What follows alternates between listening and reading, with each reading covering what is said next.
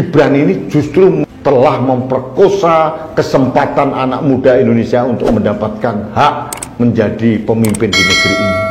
Gibran telah merusak proses alami anak muda untuk menjadi pemimpin Indonesia karena caranya sangat tidak wajar. Seolah-olah kita melawan Gibran itu seolah kita melawan pemimpin muda. Salah besar. Bukan anak mudanya yang kita lawan, tapi prosesnya itu yang kita lawan. Bahkan kalau Gibran menjadi wakil Ganjar Pranowo atau wakil Anies pun akan saya lawan. Karena prosesnya memperkosa akal sehat kita, menabrak aturan yang ada, memanipulasi hukum, dan meruntuhkan wibawa Mahkamah Konstitusi. Ada manuver-manuver yang jelas kasat mata sehingga Gibran diberikan tiket emas oleh sang paman yang waktu itu menjadi ketua MK.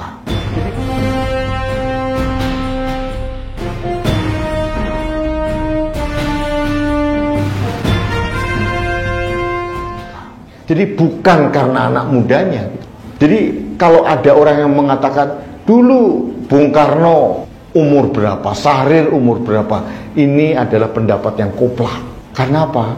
Bung Karno, Syahrir, Muhammad Yamin, Muhammad Hatta, atau yang lain-lain termasuk Tan Malaka, mereka berjuang untuk Indonesia itu karena effort yang dilakukan diri sendiri, bukan karena dia anak siapa.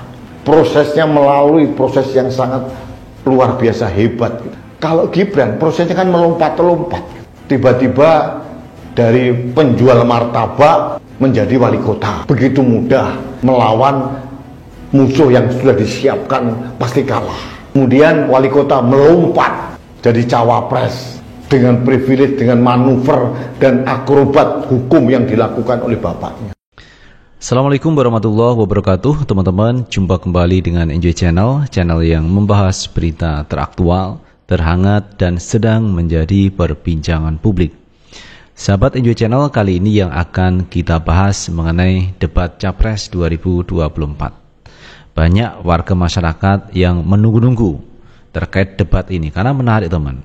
Dengan debat Capres kita bisa mengetahui sejauh mana visi misi program yang dia kuasai untuk dijalankan ketika dia menjadi seorang presiden.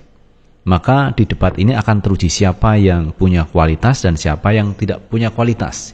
Siapa yang bisa memahami visi misinya dan siapa yang tidak.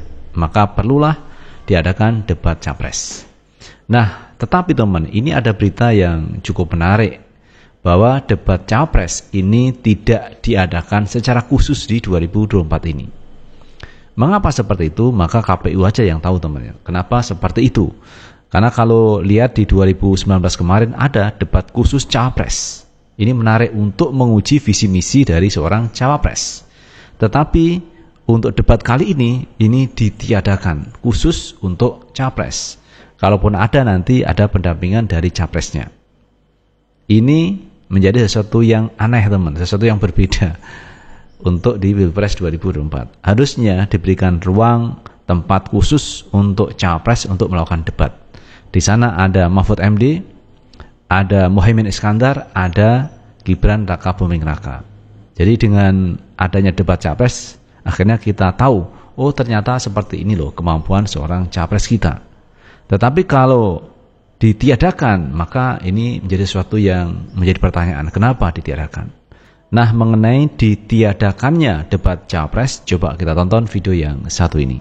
Tidak sedikit juga yang mempertanyakan kenapa kok dalam debat Pilpres kali ini tidak ada debat khusus untuk Cawapres.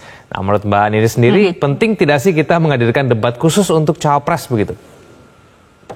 Iya, ini yang sebetulnya KPU harus menjelaskan gitu, karena di PKPU itu kan adalah aturan teknis yang KPU buat sendiri gitu ya. Di PKPU itu kan disebutkan bahwa debatnya 3 kali untuk Capres, 2 kali untuk Cawapres. Nah, sehingga kemudian ketika KPU mengubah formatnya gitu ya, tadi kan kalau dalam pengantarnya disampaikan oleh Ketua KPU dikatakan tetap hadir dua-duanya gitu, hanya porsinya saja. Misalnya nanti kalau debat Cawapres yang lebih banyak bicara Cawapresnya. Nah, tapi kan kita juga menginginkan bahwa satu pasang ini, baik itu Capres maupun Cawapres itu juga punya punya kesamaan gitu loh soal visi misinya. Jadi kalau misalnya dengan terpisah gitu ya, ada capresnya sendiri, ada cawapresnya sendiri, kan kita juga bisa menilai ini masing-masing mendalami nggak visi misi yang sudah dibuat oleh timnya gitu misalnya.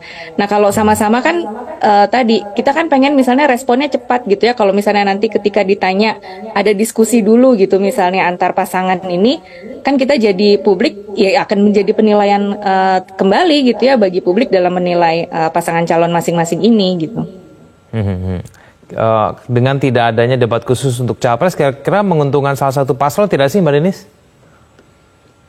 Ini publik yang akan menilai sebetulnya, karena publik tuh ingin melihat sebetulnya Mas, 6 orang ini sebetulnya punya gagasan apa gitu. Jadi bukan hanya si presidennya saja, tapi juga si wakil presidennya, karena wakil presiden ini kan bukan sekedar bukan sekedar pasangan yang kemudian tidak tampil gitu nanti ketika misalnya mereka sedang bertugas. Nah, dua-duanya ini kan harus punya kesamaan visi misi, terinternalisasi dari visi misinya, sehingga kalau kemudian yang satu misalnya tidak.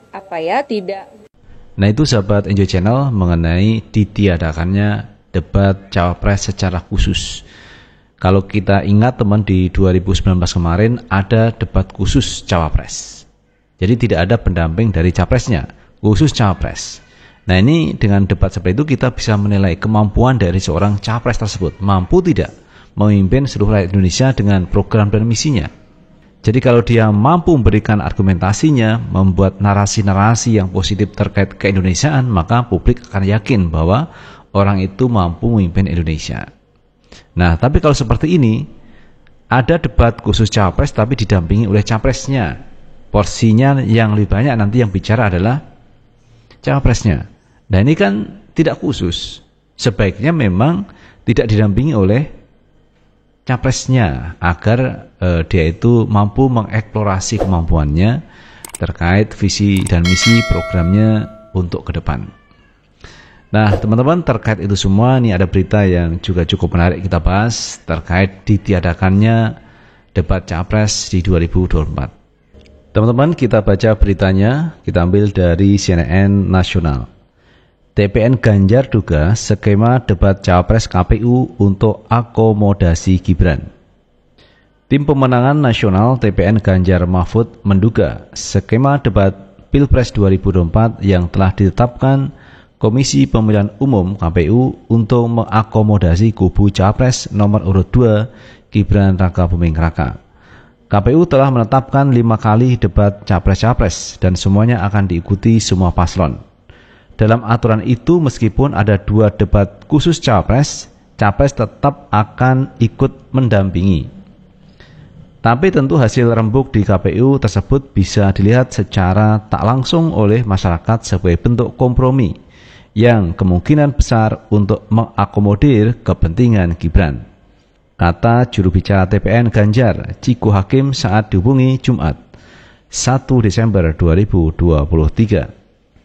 Ciko meyakini kehadiran semua pasangan calon dalam debat khusus Cawapres karena Gibran dianggap sebagai sosok yang kurang memiliki pengalaman. Dibanding 2 capres lainnya, dia menyebut Gibran tak baik soal visi misi, pemahaman masalah, maupun kemampuan mengkomunikasikan sesuatu yang bersifat substantif. Ya, memang kita ketahui adalah sosok yang kurang dari segi pengalaman, pemahaman masalah, bahkan pemahaman misi visi, maupun dari segi kemampuan mengkomunikasikan gagasan maupun hal-hal substantif, kata dia. Sementara itu, Ciko memastikan semua skema debat yang telah ditetapkan KPU tak akan bermasalah bagi pihaknya. Debat publik, kata dia, bukan hal baru bagi Ganjar Mahfud. Pada prinsipnya, apapun format debat Capres-Capres tidak akan menjadi masalah bagi paslon kami. Debat publik soal gagasan bukan hal baru bagi keduanya dan sudah sering dilakukan, kata dia. Itu sahabat Enjoy Channel terkait pandangan dari TPN Ganjar Mahfud MD yang menilai bahwa skema debat Cawapres ini menguntungkan Gibran Raka Buming Raka. Mengapa begitu? Karena dianggap Gibran belum punya pengalaman untuk menyampaikan visi misi di depan publik. Walaupun Gibran ini sudah menjadi wali kota Solo, tapi ingat bahwa Gibran masih 3 tahun berjalan menjadi wali kota Solo, belum sampai 5 tahun. Karena jabatan wali kota itu kan 5 tahun. Dan ini mau ditinggalkan Gibran jika Gibran menjadi cawapres, teman-teman. Oleh karena itu, pihak TPN menganggap bahwa keputusan KPU ini menguntungkan pihak Gibran, dan pihak TPN Ganjar Mahfud sebenarnya tidak ada masalah dengan skema yang dibuat KPU. Bahkan kalau head to head, katakanlah debat head to head, maka siap. Dan saya pikir sangat siap, teman, karena di sana ada Mahfud MD. Mahfud MD itu punya pengalaman yang cukup banyak terkait berdebat, terkait bicara di depan publik. Ini Mahfud MD punya, dan masalah. Demikian juga dengan Muhaimin Iskandar sebagai ketua umum partai juga terbiasa ngomong di depan publik. Jadi itu, teman, kalau kita melihat sosok Gibran Rakabuming Raka yang masih menjadi pemberitaan di publik, karena naiknya Gibran menjadi cawapres ini berkat pamannya Anwar Usman yang memutus terkait syarat calon wakil presiden, calon presiden usia 40 tahun atau punya pengalaman atau sedang menjabat menjadi kepala daerah. Dan ini tentunya menguntungkan Gibran. Oleh karena itu kemarin sidang MK memutus bahwa Anwar Usman terbukti melanggar kode etik berat yang ada di MK, yang berujung akhirnya Anwar Usman diberhentikan menjadi ketua MK. Itu sahabat Enjoy Channel yang bisa kita bahas kali ini. Terima kasih sudah menonton. Jangan lupa tetap like, subscribe, share, dan komen di channel ini agar kita bisa membangun channel ini menjadi lebih baik lagi. Sukses selalu. Assalamualaikum warahmatullahi wabarakatuh.